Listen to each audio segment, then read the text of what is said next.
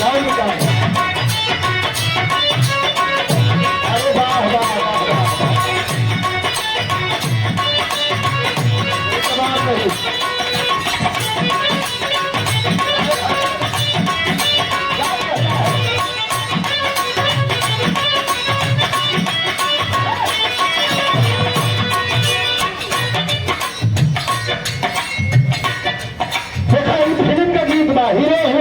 गीत बा ऐसा आप लोग अपने हिसाब से माइंड कर लिया। राजेश भैया कहाँ हो ना कोने मत रहा। दुल्हन कहत बा का कहत बा सिंहर बदन राजा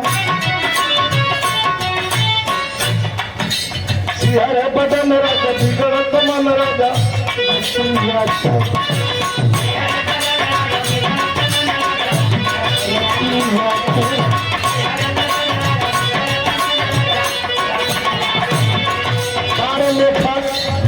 हरे बदन राजा बिगड़त मन राजा रतिया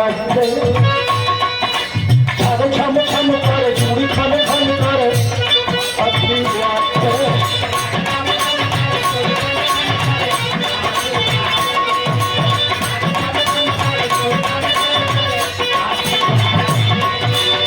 अरे कोई तो धोई राउंड गोली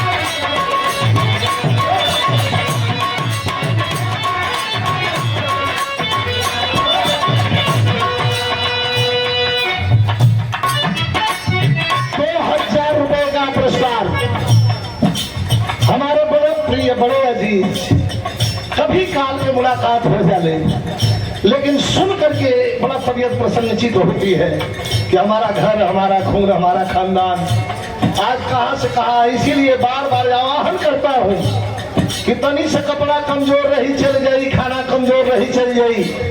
हमें अपने बच्चों को अच्छी शिक्षा और अच्छी तालीम देनी होगी। अच्छी शिक्षा और अच्छी तालीम सामने खड़ी है। एक बार जोरदार ताली बजा करके सम्मान करें हमारे छोटे भाई रविंद्र यादव जी के द्वारा। बहुत बहुत शुभ आशीर्वाद धन्यवाद दीर्घायु हो।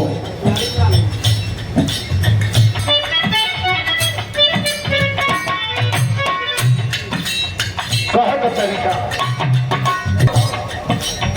नया नया कहना पा नया नया कहना पा तो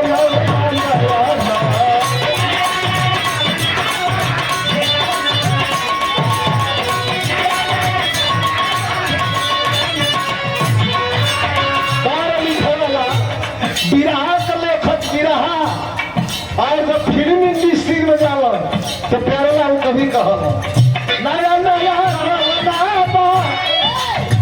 खेलो ना कौन